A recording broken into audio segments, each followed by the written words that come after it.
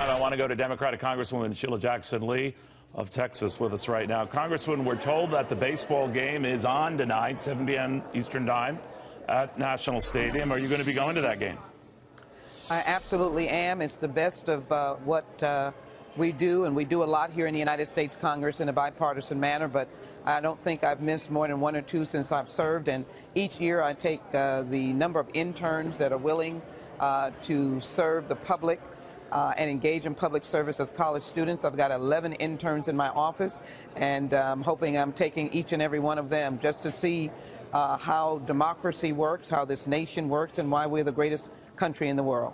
A few minutes ago, Congressman, we had your California colleague, Garamendi, on, who was saying, maybe now's the time to consider getting protection for all U.S.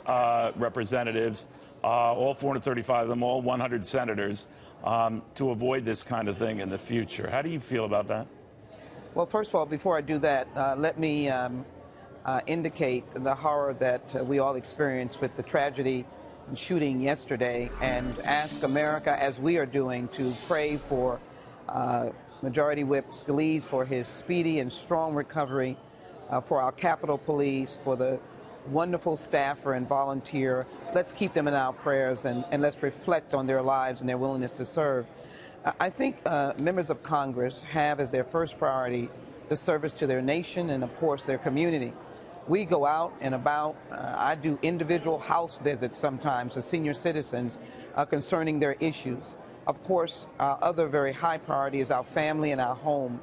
And I think the context in which we put this should be put in the context of service.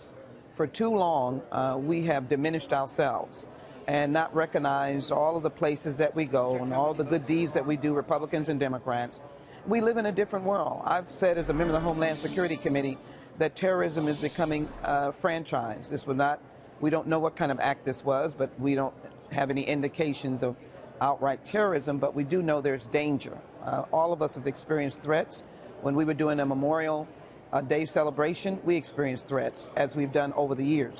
So yes, I think a strategy of addressing the question of security, I don't like discussing it widely, but I think where members gather in small groups, security, where members feel threatened, security, and I think there should be an enhanced security for their district offices. I have staff now that have to supervise 4 or 5 offices in a very large urban slash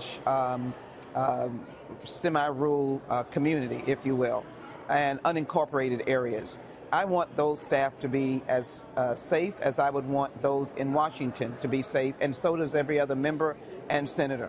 So I don't want this to say this is about or this is about me. It really is about letting members of Congress who symbolize and represent the United States government be safe, feel safe, and their staff safe.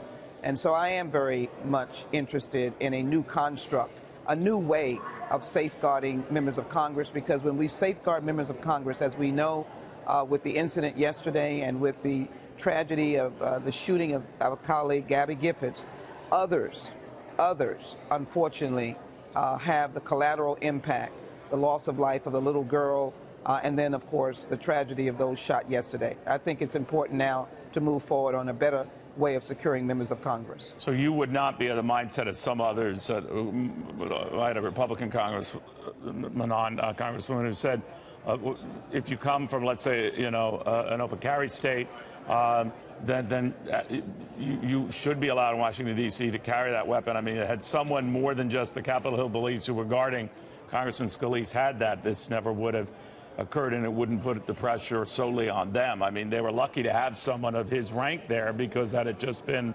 them, and Scalise never joined them, it could have been open season.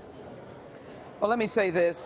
You notice what I said, Neil. I said a new construct in the way we look at security for members.